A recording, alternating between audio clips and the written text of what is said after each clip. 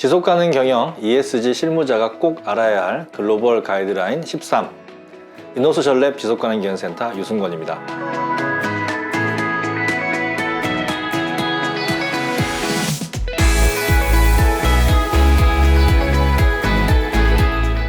지속가능 경영 ESG 실무자가 꼭 알아야 할 글로벌 가이드라인 13입니다. 이 시리즈는 특히 지속가능 경영 ESG에 실무를 하시는 분들은 잘 아실 거예요. 이 얼마나 글로벌 가이드라인이 실무에 큰 영향을 미치는지, 그래서 꼭 실무자들이 알아야 할 가이드라인 13개를 소개하는 그런 시리즈입니다. 첫 번째로 OECD 다국적 기업의 책임 있는 비즈니스를 위한 가이드라인 2023년 개정판에 대한 설명을 드리도록 하겠습니다. 지속가능 경영 ESG를 제대로 이해하기 위한 공부는 어떤 것들이 필요할까요?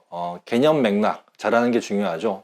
지속가능 경영이 뭐냐, ESG가 뭐냐, 또 CSR이 뭐냐, 사회공헌이 뭐냐, 이런 부분들에 대한 어떤 개념들을 잘 알고 그 개념들이 나온 맥락과 또 지속가능 경영과 ESG의 차이와 관계는 뭐예요? CSR과 지속가능 경영의 차이는 뭐예요? 이런 것들을 아셔야 되잖아요. 그래야 이제 실제로는 전문가도 될 수 있는 거고 회사 내에서 설명도 할 수 있는 거니까 개념과 맥락을 또 잘 알아야 되고요. 두 번째는 현재 글로벌한 지속가능 경영 관련된 이슈가 어떻게 있는지. 근데 그 이슈를 언론으로만 얻는다라고 하면 한쪽으로 치우칠 경향이 굉장히 큽니다. 우리나라 언론들이 어떤 글로벌한 이슈들을 골고루 알려주는 것이 아니라 한쪽에 치우친 이런 어떤 미국이나 이렇게 치우친 의견들을 많이 보도하기 때문에 그런 면에서 보면 글로벌하게 좀 전체적으로 골고루 지속가능 경영에 대한 이슈를 알 필요가 있고요. 세 번째가 바로 앞으로 이제 12번의 강의를 통해서 알게 될 가이드라인에 대한 부분들입니다. 가이드라인은 글로벌하게 보면 여러 가지 규제를 만들어내는 가장 기본적인 어떤 기준이기 때문에 이 가이드라인들을 제대로 모른다라고 하면 실무를 제대로 할 수가 없죠. 그리고 그 가이드라인들을 어떻게 글로벌 선진 기업들, 특히 유럽에 있는 기업들이 적용하고 있는가에 대한 사례도 필요하고요. 이런 것이 기업의 경영 성과와 지속 가능성에 어떤 영향을 미치고 있는지에 대한 연구도 살펴볼 필요가 있습니다. 이것이 결국 우리나라 국내 관점이 아니라 ESG 지속 가능 경영은 글로벌 이슈고 글로벌 경영의 화두이기 때문에 글로벌 관점으로 파악하는 것이 매우 중요하다라고 볼 수 있습니다. 그래서 우리는 앞으로 12번의 강의를 통해서 글로벌 가이드라인에 대한 공부를 하도록 하겠습니다. 지속가능 경영 ESG 글로벌 가이드라인의 구조는 크게 4개로 나눌 수 있습니다. 실행을 위한 가이드라인, 어떻게 지속가능 경영을 실행할 것이냐, 그리고 그 실행을 통해서 무엇을 이룰 것이냐, 목표에 대한 가이드라인, 그리고 그 목표를 위해서 우리가 실행했을 때 얻은 성과들과 내용들을 공개하는 공개 보고 가이드라인, 그리고 그것을 또 평가하는 가이드라인이 있죠. 아무래도 우리나라 기업들은 이 평가에 민감하다 보니까 평가 가이드라인에 대해서는 되게 열심히 공부하시는데 실제 실행이나 목표나 공개나 보고에 대해서는 잘 공부를 안 하시는 것 같아요. 그래서 저희는 이 강의는 평가 가이드라인을 제껴놓고, 평가는 공부하지 말라고 해도 잘 하시니까, 그래서 목표와 실행과 공개 보고 가이드라인에 대해 그 중에서 중요한 것들을, 가이드라인 되게 많죠. 그런데 그 중에 정말 실무자분들이 알아야 될 그 가이드라인을 중심으로 한번 설명을 해보도록 하겠습니다. 그러나 한 15분, 20분 되는 이 강의를 가지고 가이드라인을 다 할 수 없죠. 그래서 핵심만 요약한 요약 강의고 정말 필요하다라고 하면 여러분이 이 원문을 가지고 잘 공부하시면 좋겠습니다.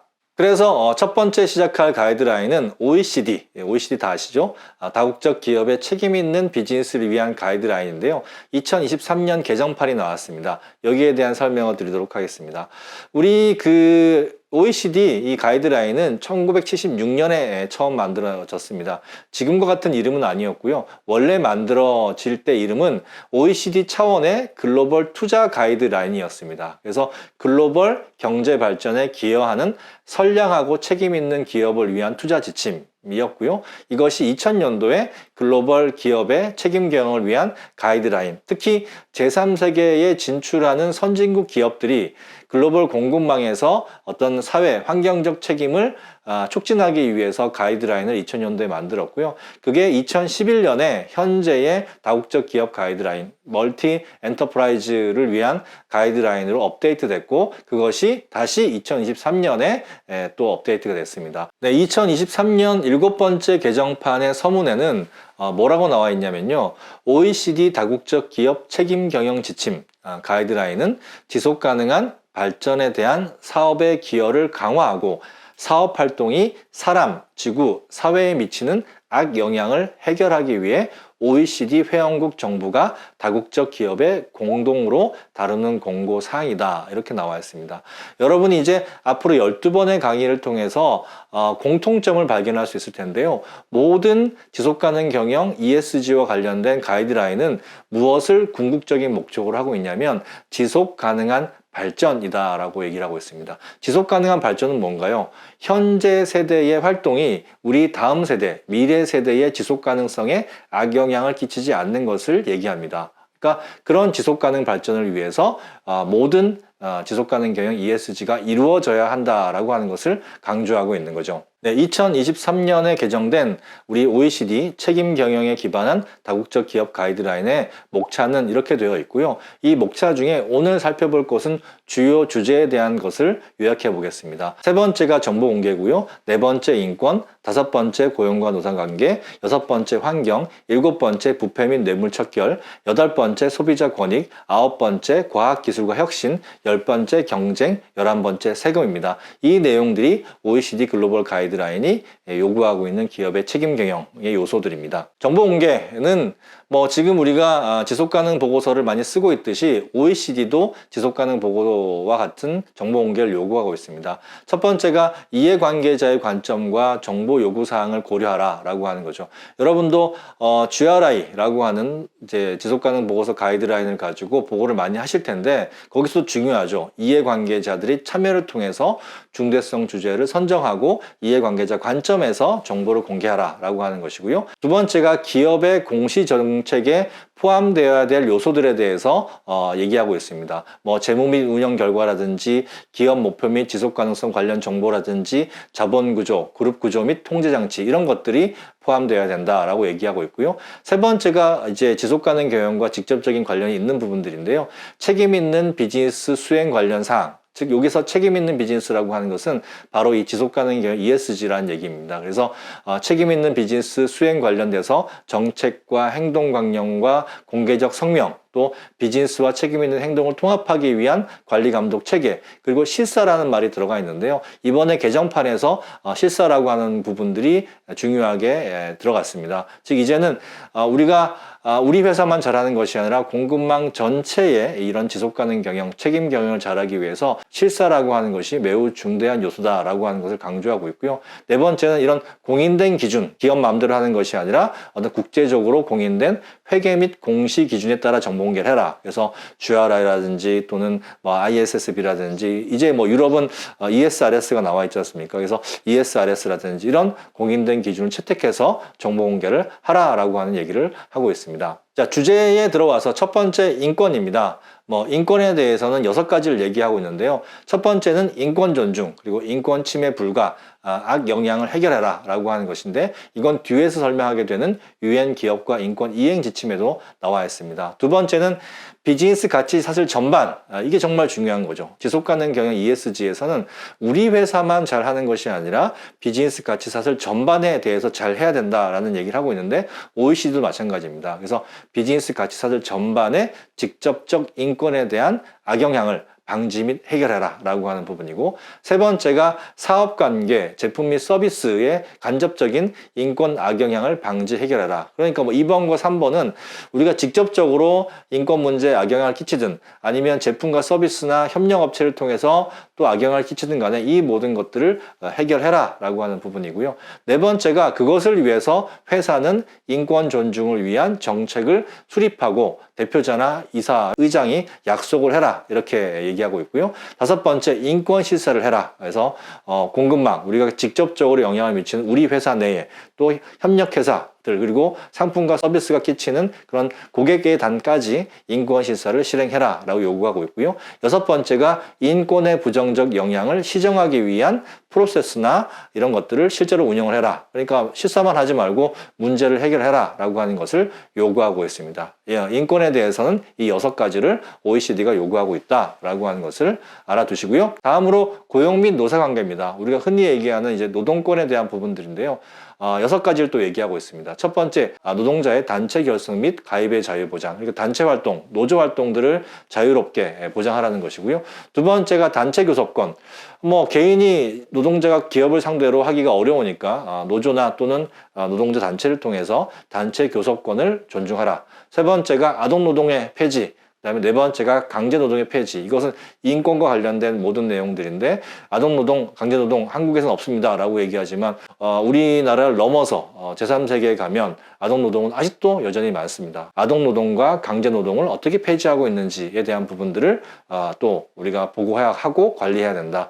다섯 번째, 차별금지. 차별금지는 여러 가지가 있죠. 이제 우리나라에서는 성별에 대한 그런 차별이 가장 또 심하지만 학력에 대한 차별, 인종에 대한 차별, 그리고 우리나라가 점점 이제 다국적 사회가 되고 하고 있는데 그런 외국인 노동자에 대한 차별 이런 것들을 또 금지해야 된다. 여섯 번째가 안전하고 건강한 노동 환경. 이 부분은 우리나라가 이제 중대재해처벌법이 생기면서 이 안전하고 건강한 노동 환경에 대해서는 관심이 많아졌는데 우리 회사뿐만 아니라 우리 회사와 연결된 우리 협력 업체들도 안전하고 건강한 노동 환경을 제공하기 위해서 같이 노력해야 된다라고 하는 얘기를 하고 있습니다. 세 번째 주제는 환경인데요.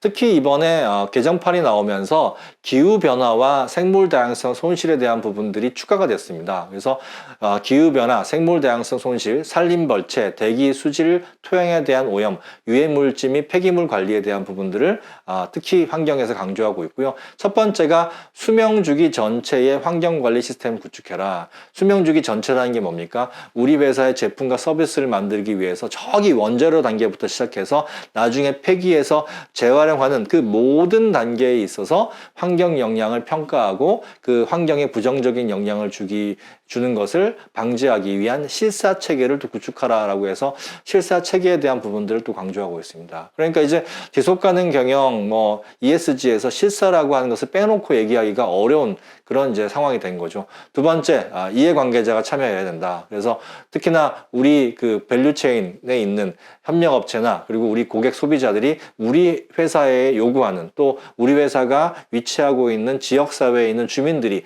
우리 회사에 요구하는 그런 환경적인 부분들에 대한 것들을 참여시키도록 해야 된다. 그리고 세 번째가 과학적 기술적 방법을 사용해야 된다. 환경이라는 것이 특히나 측정과 관련되어 있기 때문에 이런 두루뭉실하게 우리가 잘하겠다 이게 아니라 실제 우리의 온실가스 배출이라든지 폐기물이라든지 오염물질 배출을 이런 것들을 과학적으로 측정하고 정확하게 기술적으로 방법을 사용해서 해결해야 된다라고 하는 것이고요. 네 번째가 비상대응 계획과 보고체계 구축을 운영해야 된다. 비상대응 계획은 뭡니까? 여러분들 이제 기후위기에 따라서 자연재난과 재해가 많아지기 시작하죠. 그러면 우리 회사에 위험한 환경오염물질이라든지 화학물질이 있다라고 하면 그것이 평상시에는 괜찮지만 이게 갑자기 태풍이 불거나 아니면 눈이 많이 오거나 비가 많이 와서 이게 터질 수도 있는 거죠. 그런 일이 비일비재하잖아요. 그래서 그런 비상대응 계획과 보고체계를 운영해야 된다. 다섯 번째가 환경 성과를 계속적으로 개선하기 위한 노력을 해야 된다. 그래서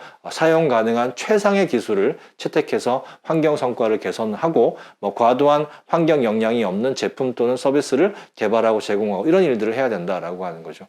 여섯 번째는 이런 것들을 잘 하기 위해서는 우리 임직원뿐만 아니라 협력회사 그리고 제품을 사용하는 우리 소비자들도 환경에 대해서 의식을 가질 수 있도록 환경 교육과 훈련을 지속적으로 제공해야 된다라는 내용이 OECD 환경에 포함되어 있습니다.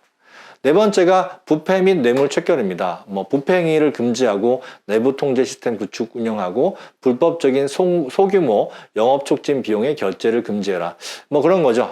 작은 돈이니까 우리가 뇌물 이거 괜찮습니다라고 하는 것이 아니라 이제는 전체적인 부분에 있어서 크던 작든지 간에 어떤 부정적인 부분이 발생할 수 있는 부분들에서 예방해야 된다라고 하는 것이고요. 이것 역시 실사 프로세스를 굉장히 중요하게 얘기하고 있습니다. 대리인, 에이전트나 브로커를 관리해라. 우리가 특히나 해외 사업을 할 때 대리인을 중간에 끼고 하는 경우가 많습니다. 이 대리인들이 뇌물을 줄 수도 있는 거죠. 그러니까 대리인 관리를 잘 해야 되고 투명하고 청렴한 조직 문화를 조성해야 된다. 이제 우리나라도 선진국 대열에 끼었습니다. OECD가 인정하고 있는 선진국이 됐는데 이제 선진국이 되기 위해서 가장 먼저 해결해야 될 것이 바로 이 최고 경영자를 비롯한 이사회 및 고위 경영진의 반부패에 대한 부분들이 되게 중요합니다. 그래서 우리나라가 이 코리아 디스카운트라고 해서 특히나 오너 리스크에 대해서 굉장히 약점이 많은데 이 부분을 해결하기 위해서는 정말 우리 최고 경영진 및 이사회가 솔선수범해서 투명하고 청렴한 조직 문화를 조성해야 된다라고 하는 것이고요. 이것 또한 실사 프로세스가 필요하다라고 얘기하고 있습니다. 회사 내 캠페인이나 교육 등을 통해서 반부패 인식 촉진을 해야 되고요. 그다음에 7번째, 정당하지 않은 정치 기부. 잘 아시겠지만 정치 기부금 이런 것들을 범위 내에서 정당하게 해야 된다. 합법적으로 해야 된다라고 하는 것을 부패 및 뇌물 척결에서 얘기하고 있습니다. 5번째는 소비자 권익인데요. 소비자 권익은 우리나라가 정말 소비자들이 또 세시기 때문에 잘하고 있지만 그럼에도 불구하고 OECD는 8가지를 요구하고 있습니다. 첫 번째, 소비자 안전과 건강보호. 이거 이슈 되게 많죠. 두 번째, 명확한 정보 제공. 특히 최근에 이제 ESG나 지속가능 경영을 하면서 이건 친환경적이다. 이것은 환경을 보호한다. 이런 제품들이 많지만 이런 그린워싱에 대한 어떤 또 우려도 많습니다. 그래서 명확하게 왜 친환경이면 왜 친환경인지를 밝혀야 된다는 거죠. 그래서 명확한 정보 제공을 하고 또 소비자와 기업 간의 분쟁 해결 및 구제 프로그램을 운영해야 되고 소비자를 속이지 말아야 된다. 소비자 기만 행위를 금지해야 되고 또 소비자들에게 교육 촉진해야 된다. 그렇다고 해서 소비자들에 대해서 모아서 교육하라는 얘기가 아니고 이 제품을 예를 들어서 분리수거하기 위해서는 이러이러한 것들을 해야 됩니다라고 하는 환경 보호를 위해서 이런 것들을 해주십시오라고 하는 것들 또 자동차 같은 경우는 안전 운행을 위해서 이렇게 하셔야 됩니다라고 하는 것들을 안전 안내문들을 잘 만들어 놔야 된다라고 하는 거죠. 소비자가 이런 지속 가능한 소비, 환경을 위한 소비, 안전을 위한 소비를 할 수 있도록 주의사항이나 이런 것들을 잘 제품이나 서비스의 안내문에 교육 차원에서 잘 붙여놔야 된다는 것이고요. 개인정보 보호에 대해서는 여러분 너무 잘 아시겠지만 특히 IT 시대가 되면서 IT가 중요한 시대가 되면서 개인정보가 너무 이렇게 잘 보호되지 않는 경우가 정말 많습니다. 그래서 개인정보 보호, 그 다음에 7번째가 공정한 마케팅, 8번째가 취약 소비자를 고려해야 된다. 취약 소비자는 뭘까요? 바로 어떤 장애를 가지고 있거나 어떤 사회적인 약자들이 서비스나 제품에 접근하지 못하는 또 이런 부분들을 해결해야 된다는 것이 취약 소비자에 대한 고려라고 말씀드리겠습니다. 6번째 주제는 과학기술과 혁신입니다. 특히 OECD는 이 제3세계와 관련된 내용을 많이 얘기하고 있기 때문에 이 글로벌 기업들이 제3세계에 진출해서 그 제3세계의 과학기술과 혁신이 이루어질 수 있도록 지원해야 된다라고 하는 것을 얘기하고 있습니다. 첫 번째는 과학기술 혁신과 관련된 악영향에 대한 실사를 수행해야 된다. 이게 과학기술을 혁신한답시고 제3세계에 있는 어떤 자원만 탈취한다라고 해서는 안 된다라고 하는 거죠. 그런 부분들에 대한 실사 수행을 해야 되고요. 두 번째가 과학기술과 혁신에 대한 공유 및 전파를 해야 된다라고 하는 것이죠. 그러니까 제3세계를 어떤 공장으로만 이용하는 것이 아니라 제3세계 현지의 기술 발전을 위해서 혁신을 공유하고 전파해야 되고요. 세 번째, 그래서 현지 과학기술의 발전과 인력 양성에 기여해야 되고 네 번째가 지적재산권과 이런 부분들을 존중하고 보호해야 되고요. 다섯 번째가 고등교육기관, 대학과 연구소들과 공동연구기관과 협력을 촉진해라. 여섯 번째가 정보보호를 해야 되고 일곱 번째가 국제정보교류를 활성화해야 된다라고 하는 얘기를 하고 있습니다. 일곱 번째 주제가 경쟁인데요. 경쟁과 관련돼서는 이제 공정 경쟁을 하라는 거죠. 그래서 경쟁 관련된 법과 규정을 준수하고 반경쟁 활동, 가격 담합이라든지 부정 입찰이라든지 또는 여러 가지 산출량 제한, 자원에 대해서 서로 이제 담합해가지고 우리 이 광물은 이렇게만 해가지고 가격을 높입시다. 이런 것들이 다 담합이잖아요. 그래서 그런 반경쟁 활동을 자제하라. 세 번째가 관련 당국, 경쟁과 관련된 회사나 기업이 위치한 정부나 또는 지자체에서 관련법 및 적절한 보호 조치를 적용받고 법을 지키는 이런 관련 당국 협조가 필요하고요. 네 번째가 임직원 인식 향상. 경쟁 기업을 이기면 다 된다. 우리가 독점하면 된다. 이런 것들이 아니라 우리가 어떤 적용되는 모든 경쟁과 관련된 법규를 준수하는 것이 임직원들이 당연히 해야 될 것이고, 어떤 기업을 가면 독점만이 살 길이다 이런 경우도 있어요. 독점이라고 하는 것은 기업 입장에서 보면 되게 이기적인 목표죠. 전반적으로 우리가 공정한 경쟁이 이루어질 수 있도록 그렇게 애써야 된다라고 하는 것이 바로 OECD가 요구하고 있는 내용들입니다. 여덟 번째는 세금입니다. 세금은 간단합니다. 탈세하지 말고 조세 의무를 수행하고요. 또 조세 의무의 중요성을 인식해라 라고 나옵니다. 요즘 지속가능 보고서에도 이 세금에 대한 부분이 많이 나오는데요. 특히나 이제 유럽에 있는 기업들이 너네 세금 잘 내고 있어? 라고 하는 부분들에 대해서 많이 얘기를 하고 있습니다. 조세, 세금 잘 내야 된다 라고 하는 것을 또 강조하고 있습니다. 자, 이렇게 OECD가 요구하는 책임 경영의 내용들을 살펴봤는데요. 그러면 이 OECD 내용을 지키지 않을 때는 어떻게 되는데? 라고 물어보실 수 있죠. OECD 내용이 어떤 법적인 강제력을 갖고 있지는 않습니다. 그러나 OECD NCP라고 해가지고 국가별 사무소가 있는데요. 만약에 OECD 회원국에 있는 기업이 이런 내용들을 잘 지키지 않으면 누구든지 간에 저 기업이 OECD의 이런 내용들을 잘 지키고 있지 않습니다 라고 조정을 요구할 수 있습니다. 그러면 OECD의 국가별 사무소는 그 기업에 대해서 이러이러한 사실 있습니까? 라고 확인을 하고 이 내용을 조정을 하는 과정들을 거칠 수 있다라고 하는 거죠. 우리나라도 이미 한국 이제 OECD 사무소에 30여 건 이상의 분쟁 조정 사례가 있습니다. 그러니까 OECD가 단순히 그냥 좋은 얘기만 쓰는 것이 아니라 이것이 법적으로 조치가 될 수 있는 가능성도 있다라고 하는 것이고요. 저희가 이제 OECD를 첫 번째 가이드라인을 소개하는 것은 이 OECD 가이드라인이 지금 다른 가이드라인들의 영향을 많이 미치고 있기 때문에 그렇습니다.